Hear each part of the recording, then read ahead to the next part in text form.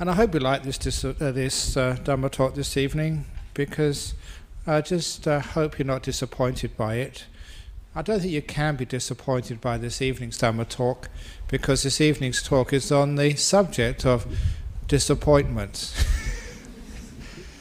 It's something which keeps on coming up in people's lives, which makes you upset, because how many times you've been disappointed? I'm sure if you ask, some of my family, they're really disappointed in me becoming a monk. I could have done so much other things. Certainly some of my old girlfriends were disappointed. What, become a monk? You should have married me. And I'm sure the government is disappointed in me, especially the Treasurer, because I've made no contribution at all to the economic welfare of Australia in the 26 years I've been here. I haven't done anything. I haven't paid any tax. I say that quite sort of on air, so it doesn't really matter because I haven't earned anything. So I must have been a great disappointment to the economists of Australia. But some people here, or hopefully you think I wasn't a disappointment at all. But why is it that sometimes people look at life and they feel disappointed? Why is it that things happen in your life and you feel, oh, why did that happen and why did it happen to me? It's not fair.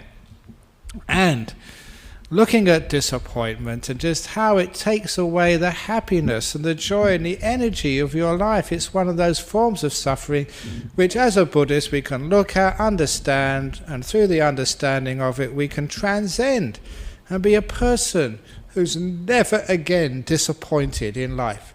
Wouldn't that be a wonderful thing? To be someone who's never disappointed at all, ever again. So, what is the cause of this terrible thing called disappointment? And of course, number one, expectations. We expect so much of each other. We expect so much of life. We expect so much of ourselves. And that's the first reason why we get disappointed. Now come on, you've all been alive long enough to know the rules of the game. Your football team can't always win. The person you want to win the election can't always win. You can't get what you want in life. And so there is actually one way of actually getting what you want in life is not to want anything. Then you always get what you want. Figure that one out and then you know how to be happy. But we always tend to have expectations which are totally beyond what life can give us. And so no wonder that we get disappointed. And of course all those expectations. That's what advertising does for you. When you buy that new car, then you'll be happy ever after. When you buy the bigger house, you just pay off the mortgage, then you'll be happy. When you find your soulmate in life, even last week someone said, they're looking for their soulmate. Look, we Buddhists don't believe in a soul, so how can you have a soulmate? Come on. Because we always think there's a person made for me up in heaven. There's someone who was meant for me. And come on, you've been watching too many movies, reading too many Mills and Boon books. It doesn't work. Just ask someone who has been married, and they will, and they will tell you. Now, I remember this one story of disappointment which I read the other day about the person who was, they found him just in Calcutta, and he was weeping over a grave. And he was just so disappointed. Why did you die? Why did you die? Why did you die? And someone came up to him and said, what's wrong? They saw it was a male grave. Is that your son or your father? He said, no, I'm just so disappointed he died. Well, who was he? And he said, he was the husband of my present wife, the former husband that was. Why did you have to die? Why do you have to die? I got that from a joke book. Amazing just how many Buddhist things you get from joke books. But the reason is sometimes when you go into a relationship, into a marriage, you have all these expectations, which are just totally beyond reality. Mostly because of movies, books, and just wishful thinking. And our problem is once we are not grounded in reality, you know what the Dhamma means? Actually reality, truth, the way things really are. And once we're not grounded in that reality, we're just opening ourselves up for disappointment. So one of the greatest ways of overcoming disappointment is actually understanding life and understanding how much it can give, and not ever expecting more than life can give you. In other words, reading the contract, knowing what a thing can do. And I mention relationships very often because so much suffering comes around relationships. If you've got a partner in life, don't expect too much of them.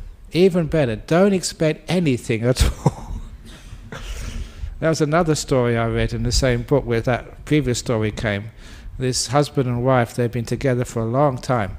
And he was saying, look, there's nothing I wouldn't do for my wife. And there's nothing my wife wouldn't do for me. That's how we live, doing nothing for each other. You see, I'm a monk, that's why I got negative, not really negative about marriage, but what you're really saying, that's just a little joke. But when we expect so much of our people we live with, and also when we expect too much of ourselves, that's just opening up for disappointment. So when you lower your expectations, it's not the fact that you don't reach so high in life. It's not that you don't work with that person to try and improve them. What you're actually doing is you're working with a relationship. You're working with life as it is by understanding it, understanding how much you can do. And so you're never going to be disappointed in life. I remember just in my years as a monk that I once managed to see one of the great monks in our tradition. He wasn't not talking about a Thai monk. This was a German monk, Venerable Nyanaponika. I only saw him for one day in Sri Lanka many, many, many years ago. He's translated many books. But there's a few sayings of that monk, which I don't think he wrote down in any book. But one thing I always remember to him, he said, look, at the end of the day, and I don't mean the end of the day like politicians say, I mean the end of a real day, like 24 hours just before you go to bed.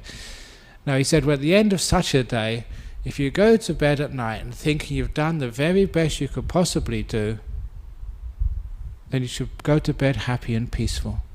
It doesn't matter what you've achieved or what you've failed or how many disappointments or successes you've had in life. If you've done your very best, you look back and see that's as much as I could have done, then there's no reason for any disappointment at all. And actually it wasn't Venerable Jnana Taloka, it was actually another monk, Venerable Jnana Wimala, so another German monk. He's a very great monk who I once met. And I must say that he gave the best Dhamma talk I've ever heard in my life. And just by chance going to visit him in a small temple in Colombo some years ago. He's dead now. But anyhow, just that little saying always remained with me. At the end of the day, it doesn't matter whether you've succeeded or not, if you've done the very best, then you don't need to feel disappointed. What that is actually doing is understanding the nature of life. The nature of life doesn't mean that you can succeed in your goals. In fact, the goals which you set, trying to achieve things, trying to get things, trying to have a good relationship, it doesn't matter if you succeed in your relationship as long as you succeed in trying. It's in the trying where you find success. And it's in the trying that you will never be disappointed as long as you've given it your very best. And what does it mean by giving it your very best? I mentioned this some weeks ago in just the context of people in caring professions. And I know there's many people here who are doctors, nurses, psychologists, or just help other people as their profession. And I mentioned especially for doctors and also for nurses, but especially for doctors, your job is not to cure anybody. Because if you try and cure a person, you're going to get disappointed sometimes. Basically, they're going to die on you, or the sickness is not going to get better. And eventually you get so disappointed that you couldn't do anything. But if that is your goal, to cure, you are going to get disappointed. And the reason is you're expecting something which life can't give you. People are going to get more sick. They are going to die. That's reality. But you're also missing the point of life. And it's understanding Dhamma, the truth. You understand what the point of life. The point of life is not to cure. It is to care for people. And if doctors, nurses, psychologists or psychiatrists or anybody, if you made that your main priority to care, then you'll never get disappointed in life. Because that's something you can always do, to care, but you can't always cure. In the same way, in a relationship, husband and wife, you can care for the relationship. You can put your best into it, do as much as you possibly can. But sometimes those relationships aren't going to work. They are going to split up. It's just not meant to be, or karma, or whatever you call it. But as long as you put your very best into that relationship, you've cared for it, then you won't be disappointed. You've done your very best. At the end of the day, you think, well, I tried my best, it just didn't work out. Great, wonderful, well done. You should feel at peace and happy with yourself. And so you can see the goals is not just what people say in the world, having a long relationship, or getting the degrees, or becoming rich, or becoming enlightened, whatever that is in your mind. The goal of life is actually to care enough to put the energy into this moment. As I keep on saying, the priority is the process, not the destination. So it's how you do things. So as long as a doctor, you're caring, as long as a wife or husband, you're giving your best to the relationship, then if it works, it doesn't work, you're not disappointed because you gave it your best. I know that sometimes people listen to how I talk and say, oh, Ajahn Brahm, you're just too relaxed, you let go, too much. How can you ever be successful, when you don't pursue excellence? And look at our Buddhist society. This is one of the most successful Buddhist societies, I would say, actually, in the whole world.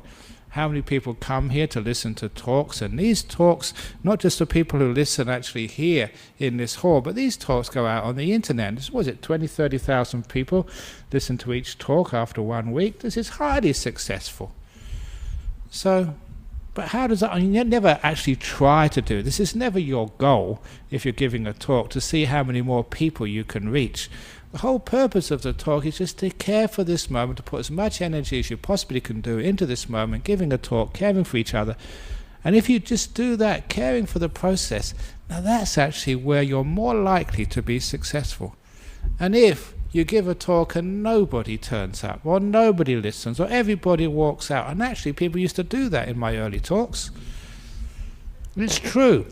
I remember that we had, I don't mind mentioning her, she's the current president of the Buddhist Fellowship in Singapore, Angie. She's a very strong disciple of mine. And she came to stay at a monastery down at Serpentine some years ago, and she was just pottering around in the library, and she managed to get one of these old talks of mine, on the cassette tapes. And I think it was about 20 years ago, 23 years ago. And she thought, this is really interesting. I want to see how much this monk has changed over 23, 24 years.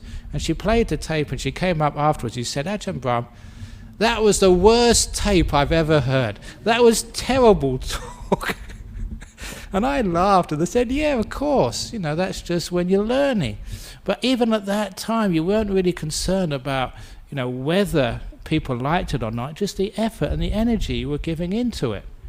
That was what was most important. The care you gave into the process. Eventually it will work out. And I still remember one of the other monks over in Thailand, he told me this story, that when he was learning how to give Dhamma talks, you had to learn in Thai, because these were Thai monasteries. And Ajahn Chah told him to get up and give a talk for 1 hour in Thai. Now that's hard if it's your second language. So he gave a talk in Thai for 1 hour. And the people in Thailand are much more respectful, even though it's really a dumb talk, it's really boring. They would sit there just out of respect, because that's how they've been trained.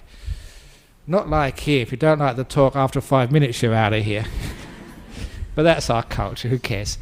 But after 1 hour he finished, and he was about to finish the talk, and Ajahn Chah said, another hour.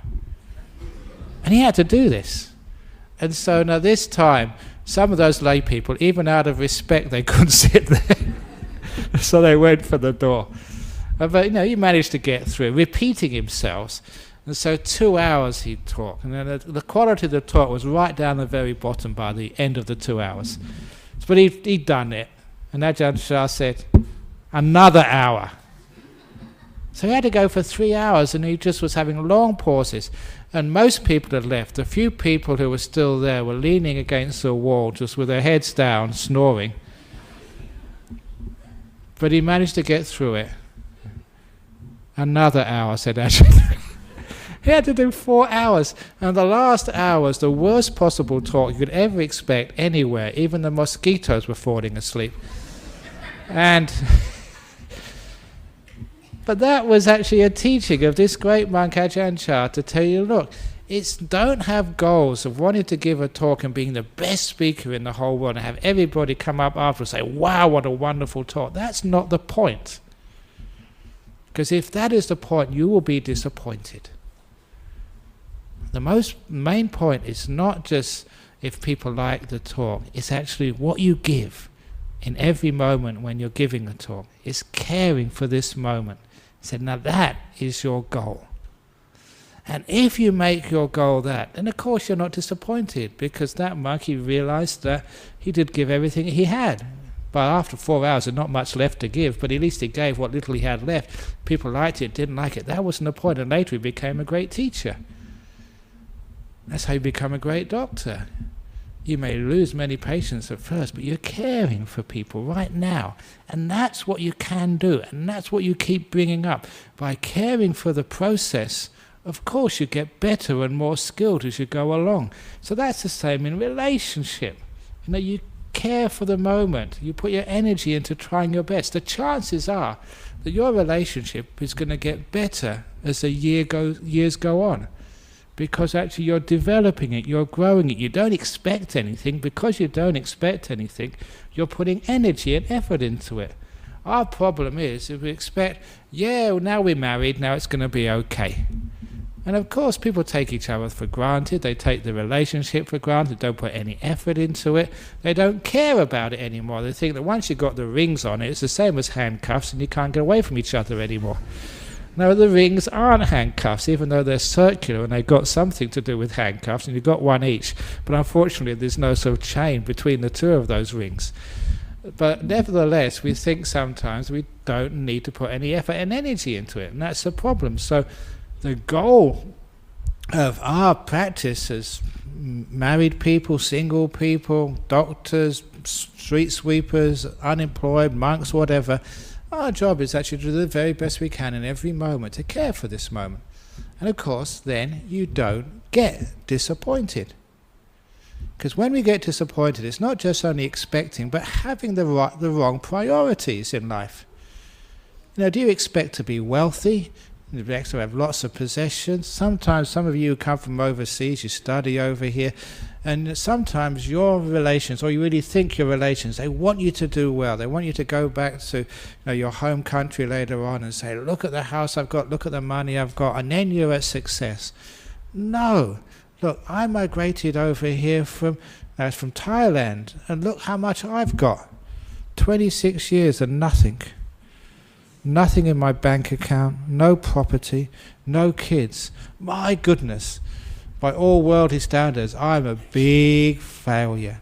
26 years. I haven't even got anything in my superannuation fund. I've got no superannuation at all. My goodness, what a failure. But of course, you know that I'm a very happy monk, and I've got really huge number of good friends. So, sometimes you say I'm a successful monk. But you can see why. And it's not because of possessions, of wealth, of how many kids you've got, or how many businesses or shares you've got. That's not the measure of success. And so, if you measure success by those things, you're opening yourselves up to disappointment. I know many of you were very disappointed when the stock market fell. Oh. Many of you get disappointed that when your lover leaves. Many of you get disappointed just when you lose that promotion at work. Now, is that the meaning of life? Is that worth being disappointed about? And when you look at it, that's what the world wants you to be disappointed about. That's what the world says is success or failure. But you look in the spiritual world and you know this is a truth. That is not the measure of success or failure. As I said, as long as you put your very, very best into that company you started, into those investments which you had, into that monastery you've built, as long as you put your very best into it, that's enough. That is success. And it means you don't need to be disappointed. Good example of just talking about monastery. Those of you who've been to the monastery where I live, in Serpentine, Bodhinyana Monastery, you all know that I was there from the very, very beginning. And you all know that, I've said this in that little book, when I first went to that monastery, the first night I was there, I had a door which I slept on. There was 3 bricks in each corner and a door. We only had 2 doors in that monastery, so we didn't sleep on the floor because there's lots of insects and animals that go biting you at night. It was this time of the year, just in January, hot, and I was on the door. We only had 2 doors. Because I was the second monk, because of hierarchy, the senior monk got the flat door. I got the ones with the ribs on it, it's just these houses had the ribs on the doors. It's true, I'm not making it up. So I had ribs on the door. But I was fortunate that there was one of the doors which the doorknob was actually in the centre of the door, rather than on the edge. So there was a big hole in the middle of the door. And being a positive thinker, I thought, well, that's actually very good, because that means I don't need to get up out of bed to go to the toilet.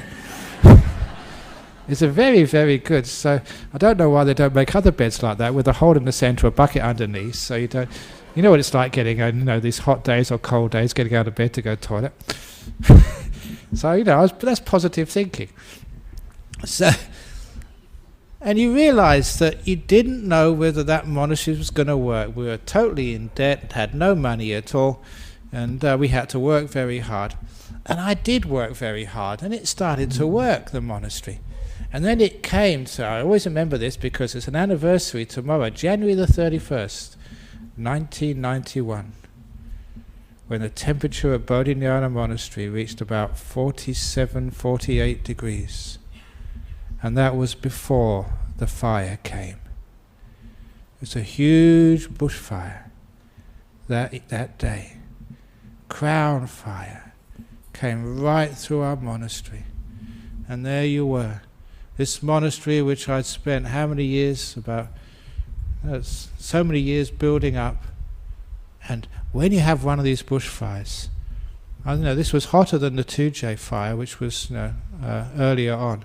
This was a huge fire, and when you're actually in these fires, it's amazing to see just the power of nature, because these eucalypt trees, when it gets that hot, the eucalypt oil evaporates, and it forms this mist around the tree, mixed in with oxygen. It's like a bomb waiting to go off. And this is what happens. Just when an ember comes into that explosive mixture, the whole tree explodes. It was like explosions. This whole big tree would burst. It wouldn't be fire coming from the top or the bottom. It'd be like this ball of flame around the whole tree, all in 1 second, with this huge noise like a bomb. Tree after tree after tree. We had to evacuate. There was no choice. Evacuate for our lives. And when we evacuate, I look back upon that monastery, which I'd worked so hard to build up, and you thought nothing can survive. None of those buildings, they were right in the middle of these trees. They'd all be burned to ashes. And when I left, I remember just going to the bottom of the hill, and from the southwest highway looking up and seeing the whole hillside explode in flames, one after the other. The other monk who was with me, he tried to get up, and he was arguing with the policeman blocking Kingsbury Drive and say, "That's my monastery up there, I want to get up." He said, "You can't." "I want to get up." "I can't." And then a few explosions happened, and the policeman said, "Do you want to go up?" He said, "No." That was true. So you left it there. And I remember that night sleeping on the shearer's shed in a farm close by, just thinking, all that hard work. And those of you there at the time just know how much hard work which I put into that monastery, personally building it, all gone. And actually I slept soundly. Because I thought, wonderful, I'd given up so much time, what a wonderful thing I'd achieved. And it didn't matter that there was going to be a monastery there the following day. What was most important to me was that I'd put all that energy and effort into it, and so much love and care. That was my success.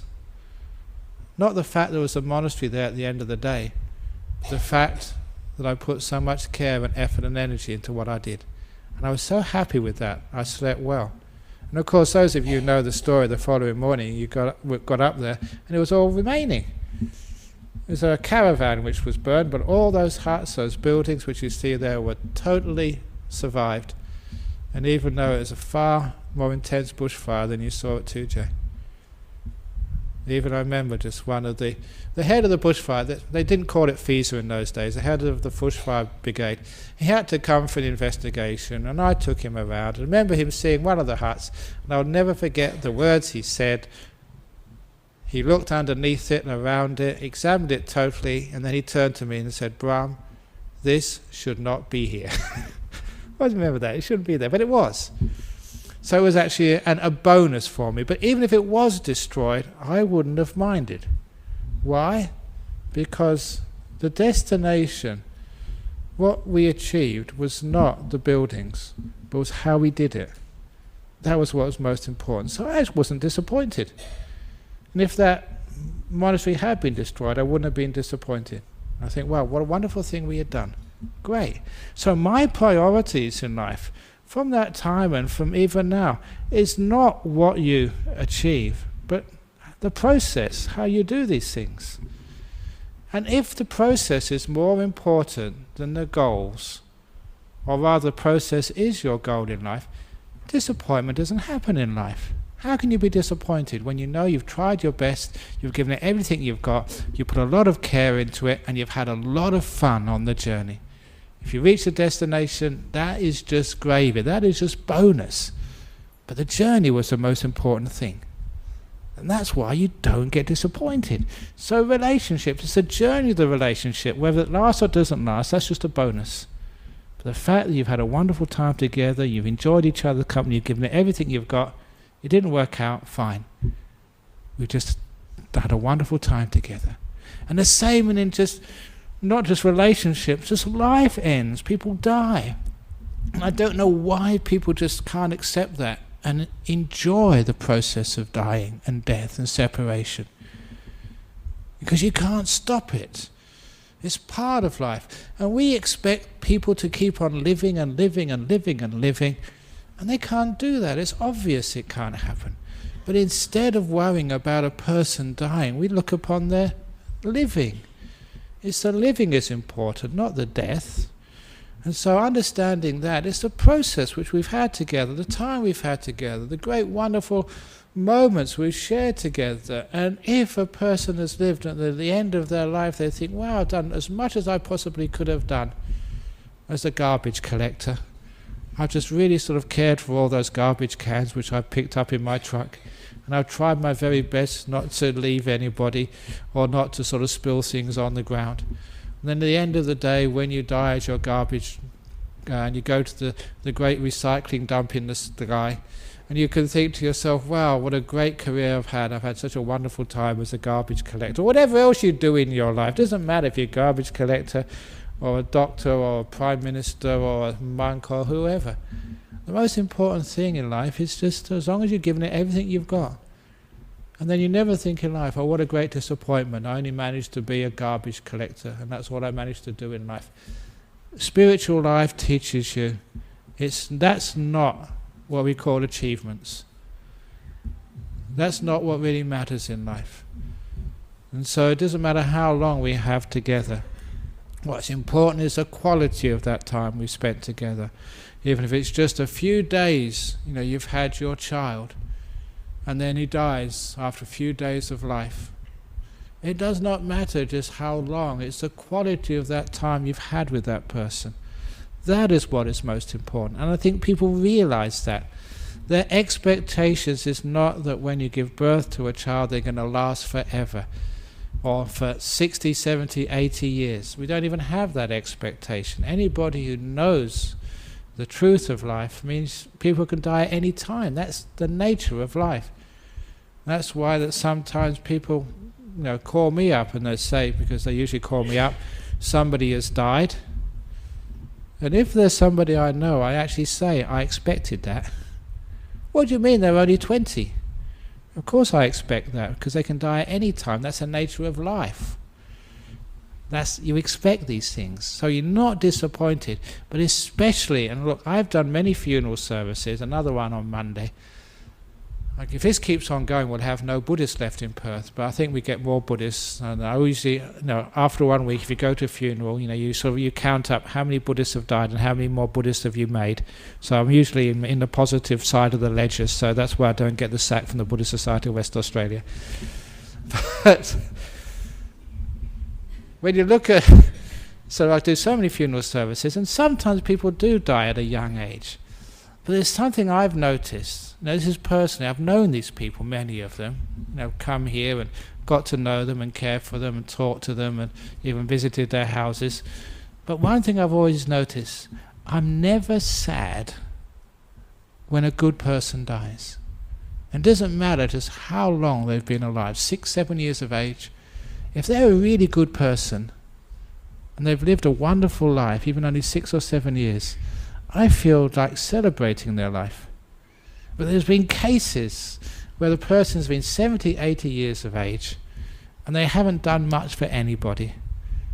They just been selfish, living maybe alone, and stingy. And it's people like that I feel sad about. And I often wondered why it was, Ajahn Brahm, you feel sad at people who've lived a long life, but you don't feel sad at people who lived a short life. And it was all to do with the goodness of their life, just how much they put into their life, how much love and care and generosity and kindness, how much community service, how many times they'd volunteered to join the Buddhist Society of West Australia committee, because we're taking nominations now. People like that, if they've served on the committee, even for one term, I've never feel sad. They've just used their life wisely. That's an advertisement just to put in for this evening's announcements later on. But if you put a lot into your life, even if it's a short life, it's a beautiful life, so you never feel sad. And that emphasizes the point. You don't even need to feel disappointed when a young child dies, if they've done a very, very good time. And they've really put a lot of energy and effort and care and kindness. They've lived a really good, spiritual, beautiful, loving life. Well done. 80 years, 90 years of age, and they wasted their life just amassing wealth and just not sharing it with people who really need it, and just not caring or spending time with other people, and neglecting the spiritual side of their life. So just what a waste of a life that is. And you feel just, they don't know the process. It reminds me of a story. And this is a story, I sometimes tell this on retreat. I haven't told this for a long time now. And it's about the old seaman, the old sailor, and the professor. Now, in these Buddhist stories, the person with the simple job usually comes out superior, especially when professors are mentioned, which is one of the reasons professors always get a bad rap in Buddhism. That's why we don't get many professors coming here. But there was a professor and an old sailor. Now, these were the days when people would go from country to country in boats, before we had cheap aircraft to take you to place. So this man, he was going from Sydney to San Francisco to give some lectures, this professor. And the first night on the boat from Sydney, he had his dinner, in the what they ever call it, the galley or whatever. And after a beautiful dinner, he went out on deck just to take the air, the first night out on sea, as people do. And as he was walking out on deck, he saw this elderly sailor, this old man, just leaning over the railing, looking at the sea underneath. And he decided to have a conversation with this old sailor, because even though this was a simple job, this man must have been sailing the oceans for such a long time. Surely he must have learned something useful. And the professor was always wanting to increase the store of his knowledge, thinking that that was the meaning of life. So he went up to the sailor and said to him, "Old man, how long have you been a sailor?" He said, "Ever since I was a young boy, about 13 or 14. It's many, many years I've been sailing these oceans." He said, "Oh, that's amazing." He said, "You know, on that sea which we're sailing on, there's so much life in there. You know, as an old sailor, you must be an expert on marine science, about all the animals which depend upon that ocean underneath us, and all the currents and the reefs underneath. You know, let's have a conversation about marine science." And the old sailor said, "About what?" "About marine science." "What are you talking about?" said the old sailor. "I don't know anything about marine science or the animals under the sea." "What?" said the professor. "All those years at sea, and you never bothered to pick up a book and learn about the oceans underneath you?" "No," said the sailor. "You stupid old man," said the professor. "You've wasted your life. Stupid old man." And he walked away in disgust at this old man who'd wasted his life actually on the oceans, never learning about them. Next night at sea, he had a very, very beautiful meal, and he was in a good mood. So when the professor walked on deck the second time, there was the old sailor on watch, and this time he was just looking at the stars. And that was actually one of the hobbies of the professor, astronomy. He said, fair enough, the poor old man, he may not know about marine science, but he must know about astronomy, because in those days before GPS, that's actually how you could navigate, by the stars. So he went up to the old man and said, "Look, I'm sorry what I said to you last night. You may not know about marine science, but I bet you know about astronomy, and that's my hobby. Look at that beautiful Ursa Major out there." He said, "Ursa what?" "You know, the stars above you. You know, you must know a lot about astronomy. That's guided your ship." He said, "I know nothing about that. The captain knows about it, not me." "What?" said the professor.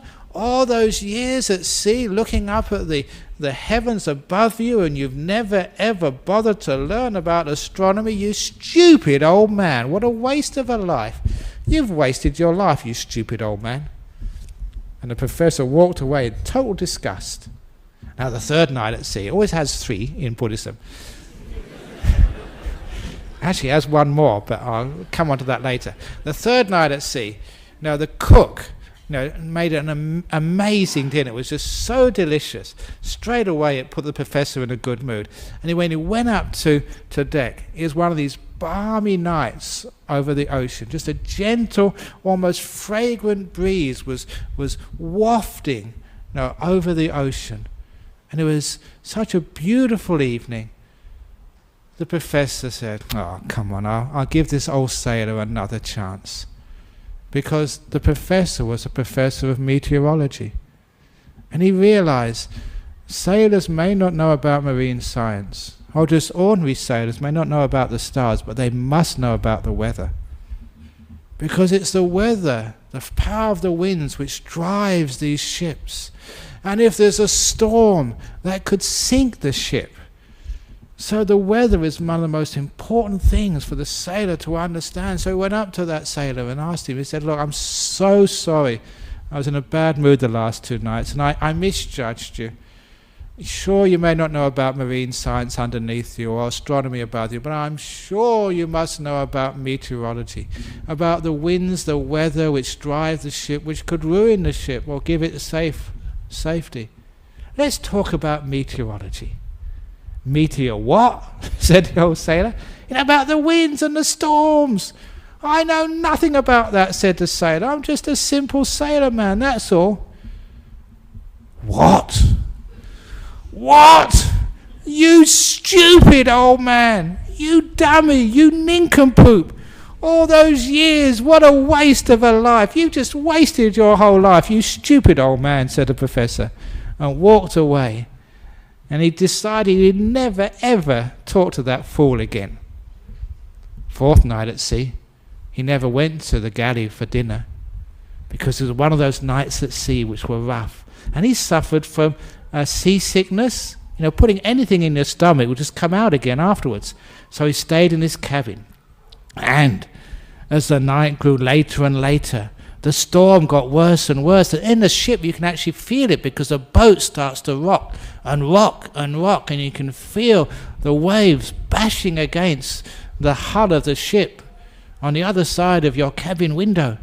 And it was a very rough night, and the storm got worse and worse, and it reached its peak about midnight when he heard this big crash on his... Shut up, dogs. You don't need to get excited. And this big crash. And he was scared. And after the crash, there was a few moments of silence. And then he heard people rushing and running around outside his cabin door. And in panic, he opened the door. And who was running right outside? The old sailor. And the old sailor paused for a moment. And he looked at that professor and said, "Professor, in all your years, have you ever learnt about swimming?"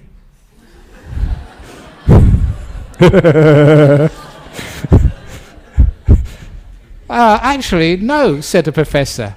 What a waste of a life, the ship's sinking.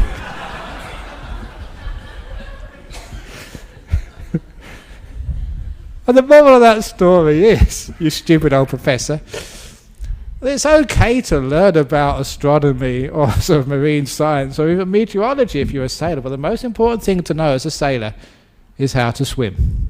And the moral of that story, the most important thing to know about life is not about electronics, driving a car. It's actually how to swim, to keep your head above water in the uncertainties of life. Yeah, there are calm days in your life. There are storms in your life. But have you learned how to swim in case your ship sinks? You lose all your money, your partner leaves you, someone dies, the stock market crashes. If you can't swim, then disappointment will sink you. So what do we mean about swimming? It's very simple. Knowing how to care, to have compassion, to know what's really important in life. And then you never drown. Yeah, somebody dies. But you have this wonderful compassion to let them go. You have this wonderful care for life, not trying to get angry about life for taking someone you love away. To have this wonderful compassion for the past. You've had a wonderful time together. Oh, thank you so much. Compassion is what opens the door of your heart to the world, to reality, to life and death. And if you open the door of your heart to life and you care for it, then you will always float. You know how to swim. And of course, disappointment never happens. Just like the doctor, you've cared and cared and cared as best you can, and the person has died. Beautiful. We've had this wonderful time together. I've cared for you and you've cared for me. We couldn't have done any better. You have swum. You have not sunk. Disappointment will never ever ruin your life. And that way we understand about what the most important thing in life is. The most important thing in life is learn the art of swimming, to keep your head above water, not to sink in the difficulties in life, because difficulties do come. Yeah, sometimes things go wrong in life. Things don't happen. People let you down. People you trusted and thought you were your friends starting to attack you. Things you don't get expelled from a monastery which you loved. Disappointment, no. I've done my very best. We tried our best, but it just didn't work out. We had a wonderful time when we were there together. Thank you so much. Then you will never sink in the difficulties in life. And don't think that being a monk you can run away from difficulties. You ask the sisters. You run away from difficulties by becoming a monk or a nun. And those difficulties run to the monastery after you. It doesn't matter. Sometimes I think I'm crazy being an abbot. I never wanted to be an abbot. I never wanted to be a boss monk. I had it all worked out when I was young, because there was another monk here, Ajahn Brahm before, and I was number 2. It's perfect. So I always say it's the car in front of the convoy that gets all the bugs on the windscreen. The one going behind is free of the bugs. And so I always had the idea of being number two, tailgating another person. Who wants to be a leader anyway? Anyone who's a leader is just a dummy. Anyone who wants to be prime minister, that's why, just if you want to be a prime minister or a president, you must want your head examined. It's much better being number two or number three or four, whatever, because that way you don't have to, be out front taking all the flack and making all the hard decisions and stuff. But anyway, it didn't work out that way, because I was number two, tailgating, and then the head monk fell in love and left. It ended up being, that's what happened. So it ended up me having to take over. So but anyway, what happens as soon as you take over? Okay, not disappointed. It's not the plan, because all my plans never work out anyway. I don't know about you, what plans you had, what you thought you were going to do this year, last year. Even actually, when you build like monasteries or this temple here or whatever, it's always like the same way a forest builds. We're forest monks, and one of the reasons we're forest monks, we notice just how forest works, how a monastery grows. It just grows. What are we going to do today? Let's put the brick here, the brick there. Tomorrow we'll see what happens next. Okay, we do have plans. That's the plans actually for the council. But the real plans, we just adapt. Add a little bit here. That's a good idea. So we don't actually get stuck and attached to the plans. We want to sort of adapt them, as life evolves. So always responsive to every moment in life, rather than having this big plan of what you're going to do. So what are you going to do in your life? What's your plans for this year? Throw them away. Don't have any plans, except just to be kind and compassionate to this moment and see what happens. And then you're not just not ever disappointed. You're actually alive. You're interacting with life, rather than trying to sort of control life and fit it into your grand plan of what life's going to be for you. So, even building, we don't try and fit the huts or the halls to fit into the plans. We adapt them as we go along, so it fits in to life. And then one of the reasons I think why people like the idea of our monasteries, because they do fit into the natural environment, because they've grown with the environment rather than being plonked into something like something unnatural. And that's the same with your life. You adapt to life as it happens.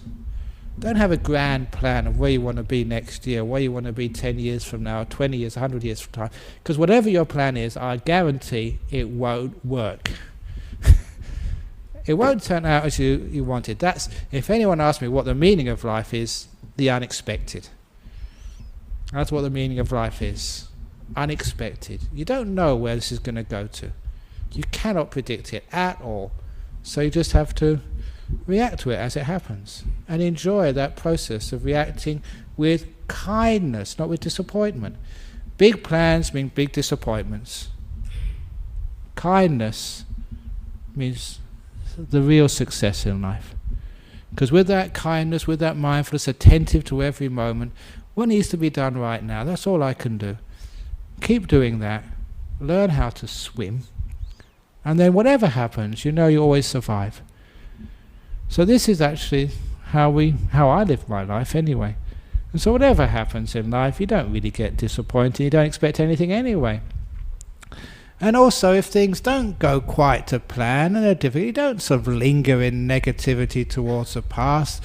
Oh, I should have done this, or why did they do that? They shouldn't have done this. Life shouldn't have been like that. Never linger on the past, especially the negativity of the past. Things which you cannot change are not worth thinking about. You've got too much other business to be done to waste your precious time worrying about the past when you could be enjoying the present moment. Or the people who depend upon you, the time you want to have with other people. Don't live with the people of the past, because then you're neglecting the people of the present. So live with the people of the present, the person who's with you right now. There's that great little story in Opening the Door of Your Heart from Leo Tolstoy. The Emperor's 3 questions. When's the most important time? Now. Who's the most important person? The one right in front of you. The one you're with. And what's the most important thing to do? to care. It's a beautiful little story, which I saw as a student when I was at Cambridge from Tolstoy, which is a wonderful summary of this talk this evening. About how not to be disappointed, how to guide your life in the most beautiful, wonderful spiritual way. Don't worry about the past and get disappointed about what happened and why they did that. Maybe your husband and wife has mistreated you, broken your trust or whatever. I just leave that go. That's in the past. Don't carry that around. That just spoils the opportunity to be with that person right now and to see just another part of them. Don't define anybody by their past. Then you don't allow them to open up new parts of themselves in the present moment. A person is just infinite in what they are. That's why, because the Buddhist idea of no self means they're not definite, they're not pinned down. So don't ever think that your partner is an adulterer, is untrustworthy, is a liar, is a drunkard or whatever. No, you're only seeing a part of them, a tiny part of them. Let that one go. See in the present moment with kindness, and they'll open up parts of themselves which you never expected would be there. I've done that in my life with people who got really bad reputations. I keep on saying in prisons, that's where I saw the worst so-called people. But when you actually just forget about their past and see them in the present moment and be kind to them, it's amazing what they opened out to you. And just what beautiful people they were. And that's people in jail. And no matter what you think about your partner, they're not that criminal. Not yet. So you can actually see beautiful things in them. So if you have this present moment is the most important time, and don't be disappointed about anything which happened in the past. Be kind to this moment. That's the only thing you can do. And the person or the event, this moment in front of you. It's life, this moment, that's what's in front of you, not just a person. This is in front of you right now. Care about it, be kind to it, be compassionate about it, be with it. And in that kindness you will find you'll react, you will behave in such a beautiful and positive way. And in that successful process you'll find your life will get to another level, the spiritual level, where whatever happens in your life, whether you do become materially wealthy, have a beautiful relationship with other people, or just you're poor like me and have no wife, no kids, but still you'll have heaps and heaps of friends. You'll be the most successful person because you realize disappointment is not seeing things as they truly should be seen. Disappointment is stupidity, basically. And when you see things as they truly are, you're caring for every moment, putting your very best. Yeah, sometimes people might not appreciate it, but you go back to your room afterwards and said, I really did my very best this evening to give the best possible talk. I've cared for every one of you, every moment. I've tried to put my best into this. I've swum, and therefore I will never drown. And I will never be disappointed, even if you walk out. And of course, no one actually did walk out this evening. A miracle. You see, it does work. That's my talk this evening on Don't Be Disappointed.